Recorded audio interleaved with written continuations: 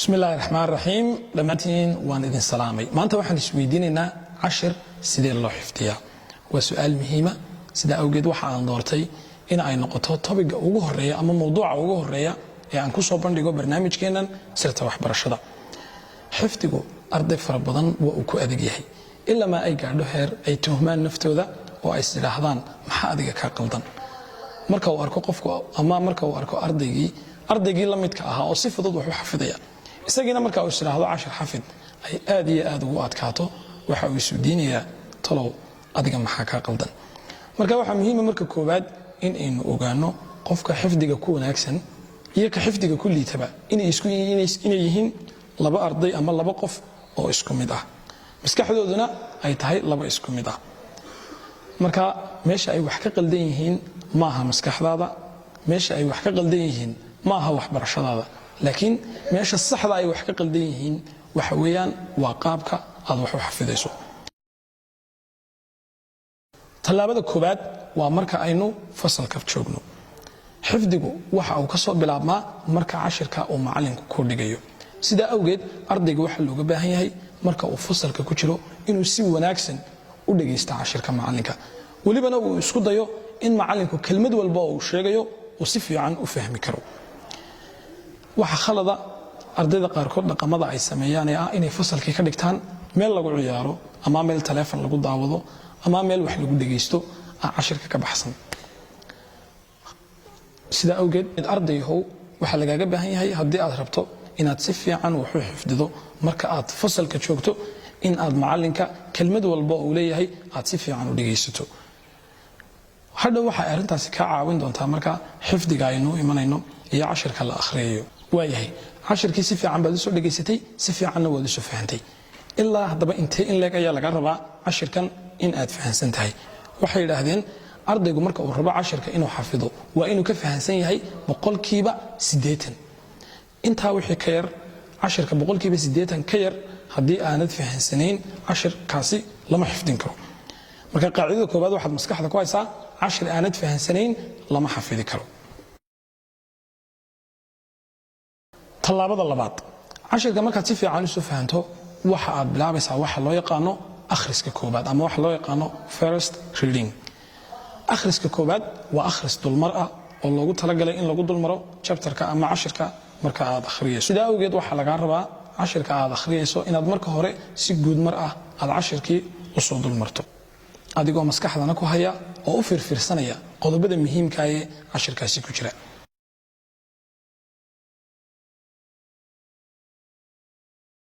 loo yaqaanaa waa the second reading ama waa akhriska labaad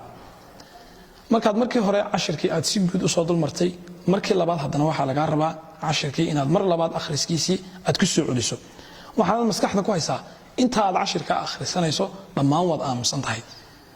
waa in waxa muhiim ah marka in aad iska fogeyso wax walba oo cashirkaaga ka mashquulin kara akhriska labaad ardayga waxa looga baahan yahay inuu si qoto dheer cashirkii u akhristo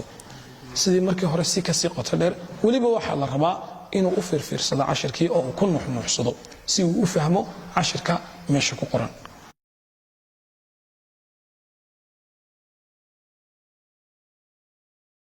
highlighting ama calaamadaynta ardayga waxa looga baahan yahay marka uu dhameeyo akhriska labaad in uu calaamadaysto qodobadii ugu muhiimsanaa ee ku jiray darsigaasi sida aynu la wada socono cashir waliba waxa uu leeyahay qodobo muhiim ah ama waxyaabo loo yaqaano the main point waa qodobada ugu muhiimsan chapterkaas ama cashirkaas inta kale cashirka hadhay isaga uun basharaxaysa sida awgeed ardaygii waxa laga rabaa talaabada saddexaad in uu calaamadaysto qodobada muhiimka waxa kamid ah definitionka chapterka typeskiisa categorieska kala duwan ee chapterka ku jira iyo wax kasta oo aad muhiim u aragto oo chapterkaasi soo hoosgalaya sida awgeed waxa loo baahan yahay arday waliba marka uu xafidayo inuu wato qalinka calaamada waxa loo yaqaanaa reciting ama ismaqashiinta qodobkan waxa loo yaqaanaa waa sirta xifdiga ardayga wax xafida iyo ardayga aan waxba xafidin waxa ay ku kala duwan yihiin dabaqitaanka qodobkan ismaqashiintu ama reciting waxa ay ka dhigan tahay cashirkii aad soo akhriday ee aad soo fahantay ee aad soo calaamadaysatay in aad adigu isku dul akhrido waxay dhahdaan waa inaad ka soo qaaday in hortaada fadhiyo arday aanan cashirka fahansanayn marka waxa aad isku daysaa cashirkan wixii adigu aad ka fahantay inaad ardayga ku hor fadhiya aad u sharaxdo adigoo kaliya wax akhrisanaya ayaa haddana waxa aad isku dayaysaa oo maskaxdaada suuraysanaysaa inuu ardaygu hor fadhiyo kadibna waxaad isku dayaysaa si aad ardayga aad cashirka aad u fahansiin lahayn daraasaadku waxa ay sheegaan qodobka afraad ardaygu marka uu dhammaystiro oo ah ismaqashiinta in cashirkii uu xafdisan yahay 100%. waxa loo yaqaanaa summarizing ama soo koobitaanka ama khulaasaynta cashirka. Summarizingka waxay yiraahdeen waa calaamada lagu kala garto ardayga dadaala iyo ardayga aan dadaalin. Summarizing waxa ay ka dhigan tahay si kooban marka aynu sharaxno waa cashirkii aad soo akhriday markii ugu horeysay kadibna aad soo fahantay markii saddexaadna aad soo calaamadaysay markii afraadna aad soo sharaxday marka shanaad waxa loo baahan yahay qalin iyo warqad cadaana inta aad soo qaadato inaad soo koobto cashirkaagii oo qodobadii ugu muhiimsanaa cashirka aad kala soo baxdo. waxa ceeba arday raba inuu wax ka xafido kaliyaata textbooka oo aanan haysan waraqo cadaana oo cashirkiisi ku soo koobto. sida awgeed ardayahu haddii aad rabto cashirkii inaad xafido aanad iloobina imka cashirkii waynu xafidsanahay laakiin maxaynu rabnaa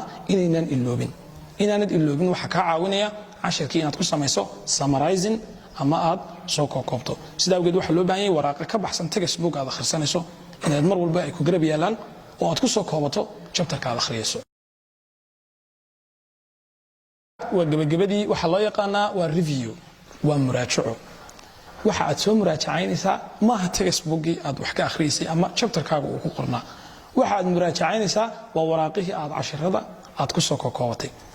marka ardayga waxa fidaya waxa laga rabaa mar walba uu baahdo chapterkii inuu ku laabto in waraaqihii cadaankii ee uu ku soo koobtay inuu cashirkii ka muraajaceeyo oo uu muraajaco uu ku sameeyo ku dhaqma. waxa aan ku kalsoonahay subjectgii ama course-kii uu akhrinayay inuu xafidsan yahay 100%.